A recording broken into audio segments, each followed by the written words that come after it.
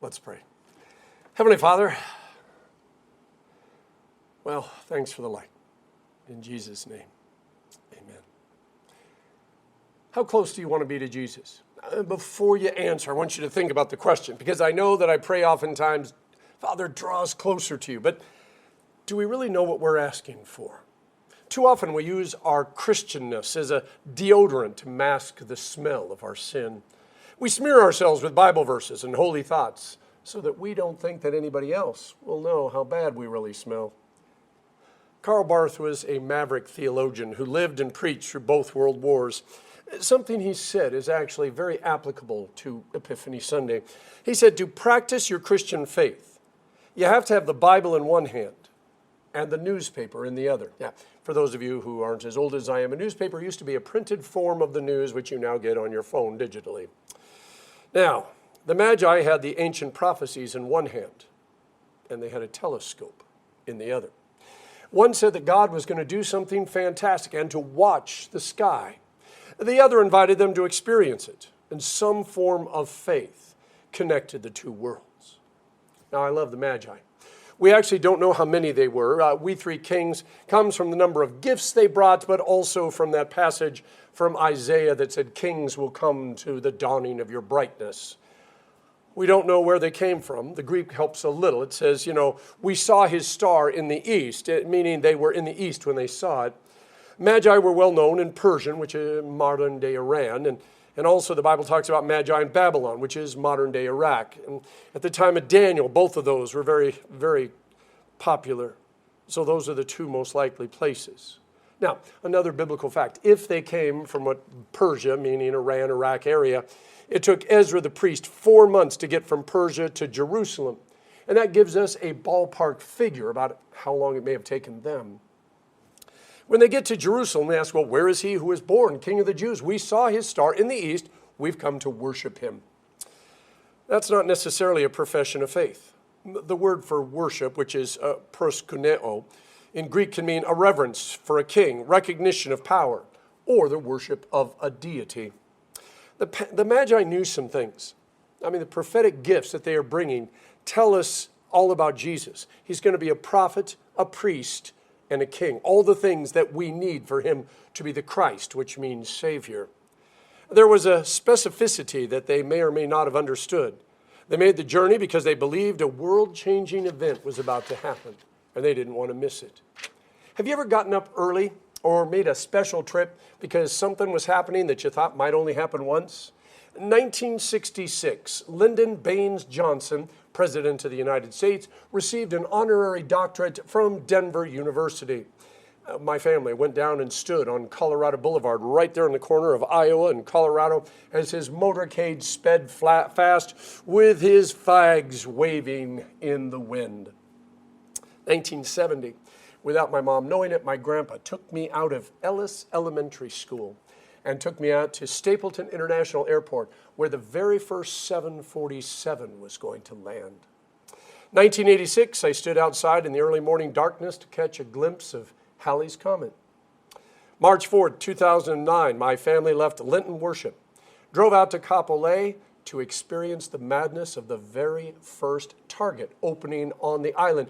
We had missed the very first Kmart opening, which, by the way, tied up traffic for 3 hours. So what have you done? And why did you do it? And what did you expect to happen when you got there? We never hear from the Magi again, but that's not surprising. They had a very specific calling. God used them to let us know that the shepherds were not crazy. There really was a baby and angels.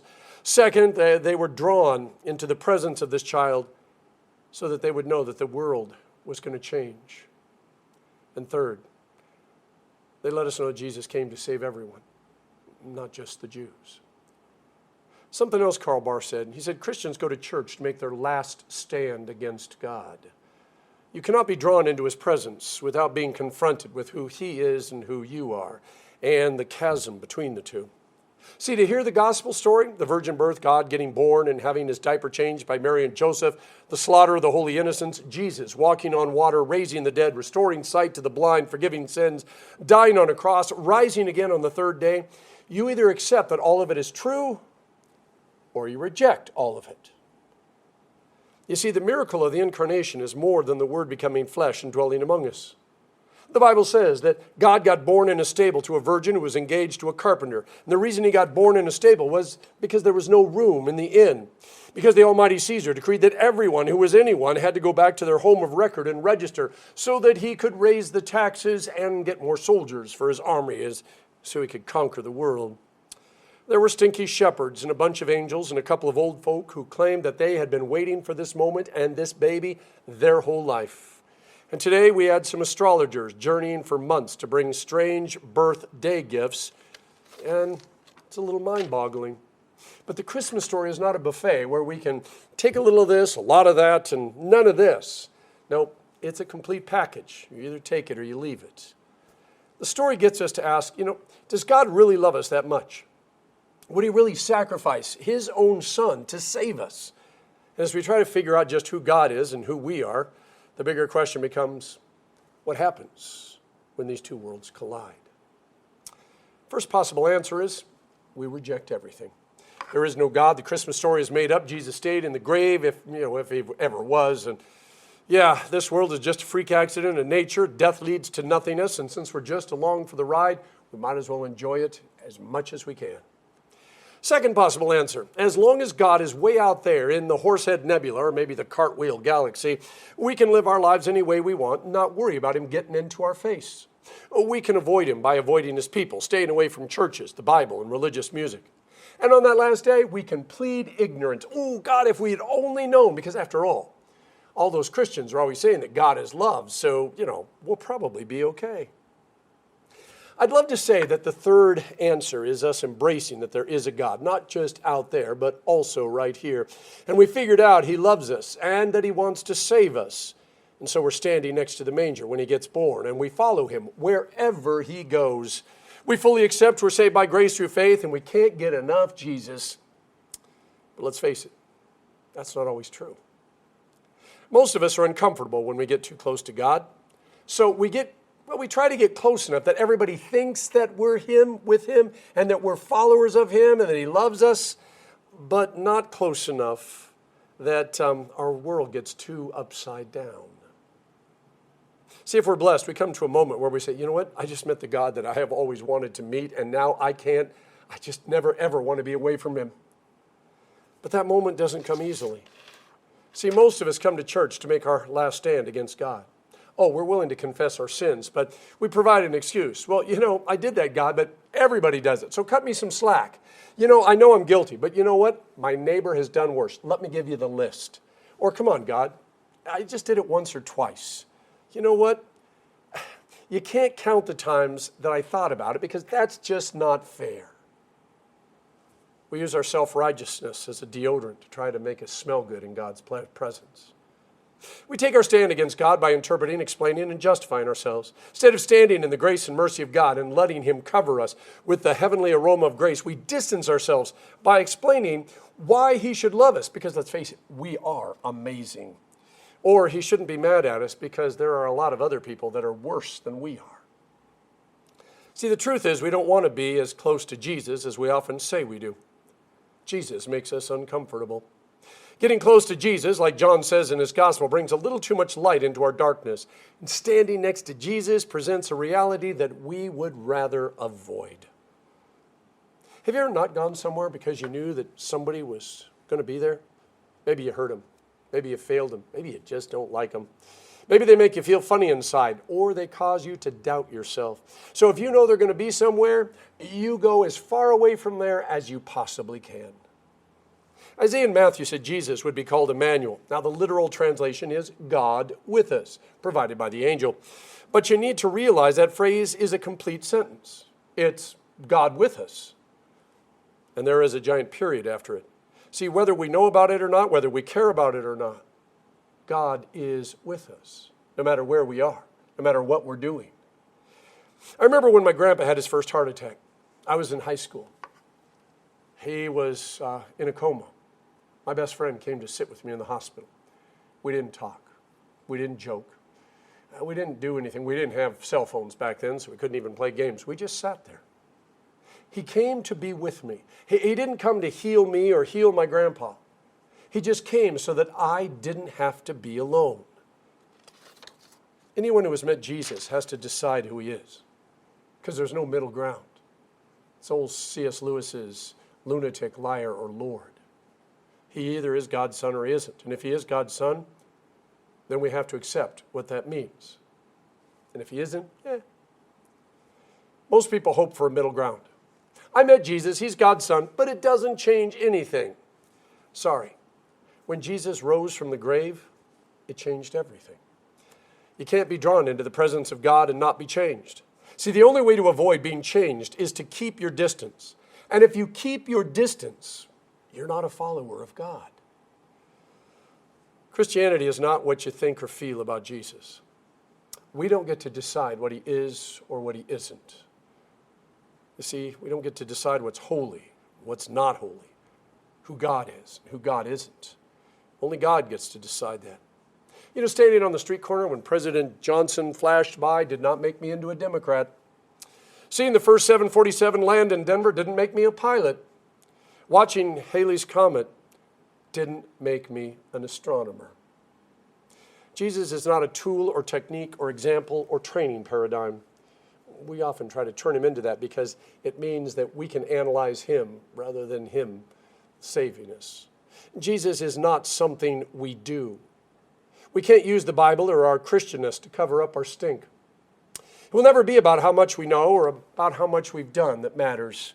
See, the only thing that matters is when we are drawn into the presence of God, faith and grace hold us there.